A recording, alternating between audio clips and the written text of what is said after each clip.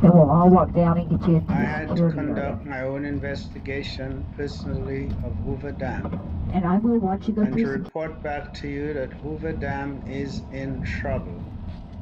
Just And like I don't this know that nation as is many in young trouble, people would ask me that Hoover question because Dam, nowadays, those of the us that are eighth a wonder of little the bit older world, and is in we lived trouble. before cell phones, lived before And everybody as had a you cell know, a phone. They used to picture pull is out a worth a paper map and thousand they'd look words, at but a stuff. You see the video is Colorado worth River on more there. than a Now, if thousand they want direction, pictures. Was the height of the canyon walls here. As it turns out, they could build a really tall dam in this canyon. In fact, the tallest dam in the world in 1935, 726 feet tall. Another reason why they chose this canyon over that one was the hardness of the rock here. So what's surrounding you right now is an igneous volcanic rock made from flowing lava, of course, harder than granite. They needed that for a reason because the dam is actually wedged in the canyon. It's being pushed into those canyon walls by Lake Mead behind us here. So these walls kind of support the dam. So once they had this site fully determined to build the dam, they realized they had another problem to deal with, and that was what were they going to do with the Colorado River that flows right through Black Canyon here would kind of get in the way of the project, right? So from the film you just saw, they decided to get that river out of the way by diverting it first through these four large diversion tunnels in the canyon walls. You're standing right in the middle of one of those right now. So these four tunnels actually took 40% of the construction time. These things took 2 years of that final 5-year building period. Now, why did it take so long just to build or excavate four tunnels? Well, think about it. Each tunnel is 3/4 of a mile long through some of the hardest rock on Earth, 56 feet in diameter, and because we have earthquakes in this part of the country, to stabilize these tunnels, they took the time to line each one with 3 feet of concrete. Now, at that point, they decided to take all of this dirt, rock, and rubble that they just took out of the four tunnels and make some practical use of this stuff. What they used it for is they made two temporary dams out of it called coffer dams. Now, the coffer dams were placed half a mile apart in the construction zone. And the idea of the coffer dams was so that they could isolate that construction site so that they could build the dam between them. But they served another purpose. That would allow the Colorado River to back up behind the upper coffer dam, and when the river rose up behind the coffer dam, then they could force the river to go through the four tunnels, exiting downriver here, and once they had the river out of the way, well, then they could start building Hoover Dam. Long process to get to that starting point here, right? So that starting point was June the 6th, 1933 at 11:20 that morning. That's when that first bucket of concrete arrived. It had 16 tons of concrete in it. 78 seconds later, here comes bucket number 2, and then that same pace continued, believe it or not, for the next 2 years. Those buckets were 78 seconds apart, 24 hours a day for almost 2 years. Amazing, right? So once they had the dam finished and it was sitting there doing its job, then they needed to stop the water that had previously been flowing through these diversion tunnels. They didn't need to do that anymore because the dam was built. Here's how they stopped the water. Down here at the river level, they lowered down 3 million pound steel gates. That allowed them to hold some of that water back to start the process of filling up Lake Mead out there. It took 6.5 years to completely fill Lake Mead. There's that much water out there. It holds over 9 trillion gallons of water. When it's full, it's the largest man-made lake in the U.S. Now, it was full in the year 1941. However, even though it was full, they kept adding water that year for a reason. They were testing something. By overfilling the lake, they were testing the spillways to make sure that they were going to work. Now, a simple explanation of the spillway, they're kind of like an emergency drain. If the lake on its own is ever getting too full, what don't we want the water to do? We don't want it to go over the top of the dam. We want it to go over the sides, the spillways, and then just like a drain, that water comes out down here without hurting anything. And by the way, the dam's been here 87 years. We've only had to use the spillway one time in 87 years. Do you notice the interesting photograph on the wall over here?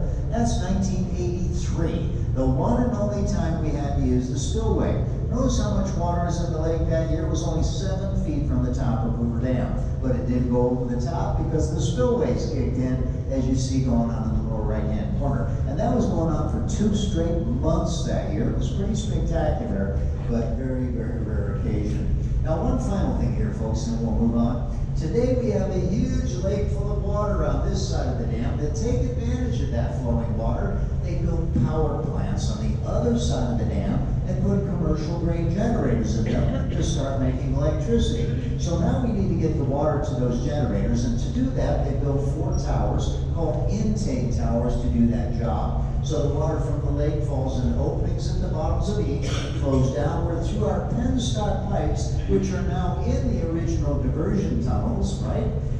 Those pipes are feeding the generators for the electricity. Once that happens, the water re-enters the river, and now the river flows south and eventually empties into the Gulf of California, which is in the country of Mexico, about 700 miles from here. Now, ladies and gentlemen, this ends the first half of your tour. We're going to take another elevator ride up to the power plant. I'll explain how we make electricity in those big generators, and you and your family will join me. Water traveled through that pipe you were just standing over. It hits that water wheel at the bottom of that shaft going 48 miles an hour. That's what's spinning the shaft, which is now doing its job by spinning the rotor. The rotor is in that large red portion of the generator, but if you want a much better view of the rotor, look directly down. What those men are working on down there is a rotor. Now that rotor that they're working on came out of the 3rd generator in line about 6 months ago. They moved it up here for maintenance. So what is a rotor?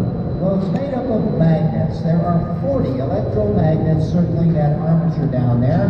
Each one of those magnets are made out of iron. They weigh 4 tons each. They're monsters. So this rotor is in that red housing over there, spinning past copper windings called stators. That excites the electrons, and very simply, folks, that is what creates our electricity. 130 megawatts per generator, allowing each generator to be able to light up approximately 65,000 homes. Now, obviously, everything's pretty big around here. For example, how did they get this large rotor from all the way down there up here to work on it?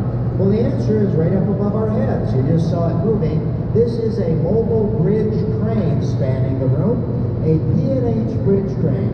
This crane, by the way, was built in the city of Milwaukee, Wisconsin. And in fact, Hoover Dam is considered to be an all-American dam in the best sense of those words. Why? Because amazingly, every state added something to the building of Hoover Dam. So in this case, Wisconsin gave us this mobile bridge crane, and notice the yellow sign over here on the right.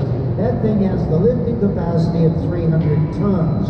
Now that sounds like a lot of lift capacity, but that rotor that they're working on down there weighs 580 tons. So how did they move it? Well, the answer is at the end of the room. If you look all the way down at the end, there's a second bridge crane down there. It's sister crane, if you will. They've got to work together as a super crane to get the job done around here because, well, everything is so massive. So once again, directing your attention down below, just on the other side of that rotor that they're working on is a large brown object lying on its side inside the railing. Well, that, folks, is another type of generator that we use here at Hoover Dam. That one has a name. It's called a Pelton water wheel generator, and it has a very special job here. And by the way, the Pelton was named after its inventor, Lester Pelton. He did that for the California mining industry way back in the 1800s. Well, we don't have any mines around here, so what we use our Pelton for is it's providing all of our in-house electricity. So, for example, we're going to get back on the elevator here shortly. That elevator is being powered not by the big generator, but by the Pelton down there. Now, ladies and gentlemen, this ends the power plant portion of the tour. So I am going to be leading you back to the elevator. Don't go through that door.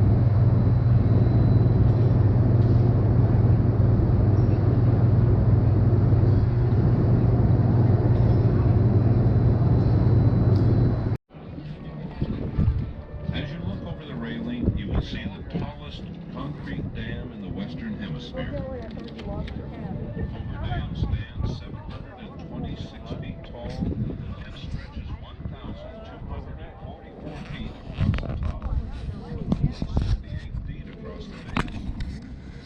It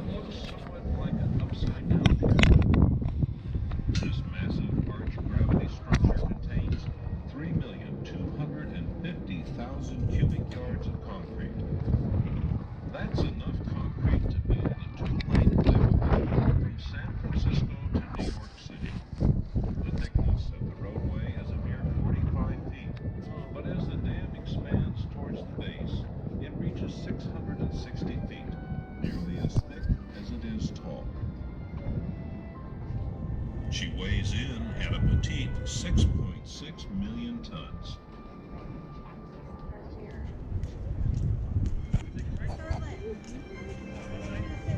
Behind the dam, There's also a story on why it is slant. the largest man-made reservoir in the All of these. I remember seeing it not too long ago. of 9.2 trillion gallons of water. Enough water to flood the state of Connecticut 10 feet deep.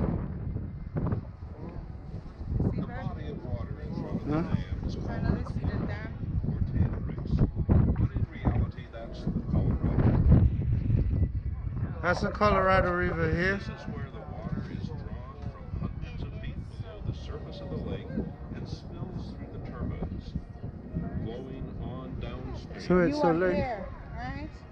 The water comes out of the turbines you at an are average here. And this is Lake Mead. This is Lake Mead. This is Lake Mead. This is the dam.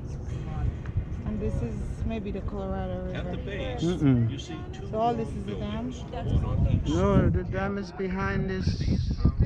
Yeah. And this is probably this is out because you see water coming out. You see that?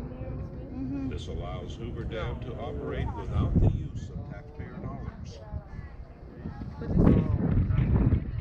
notice the roofs on both buildings appear to have wires hanging out. No, this is the dam area.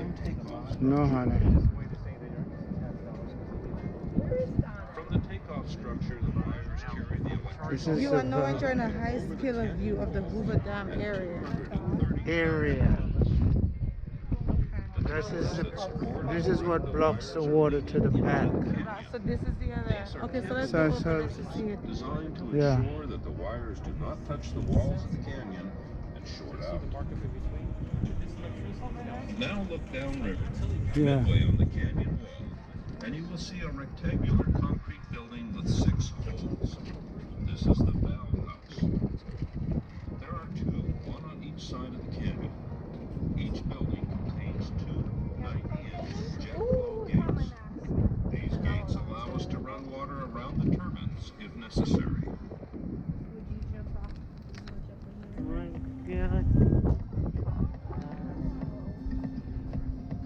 Above the valve house, stretching across the canyon, It's white. Be quiet. Oh shit.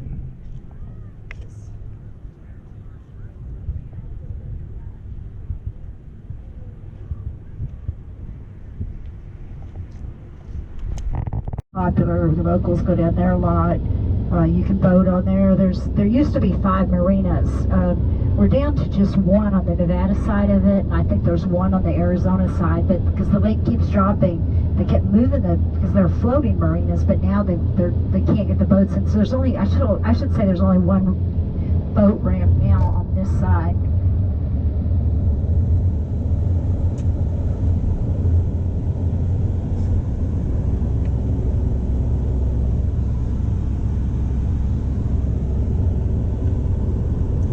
When I was younger, I used to go out there and camp a lot.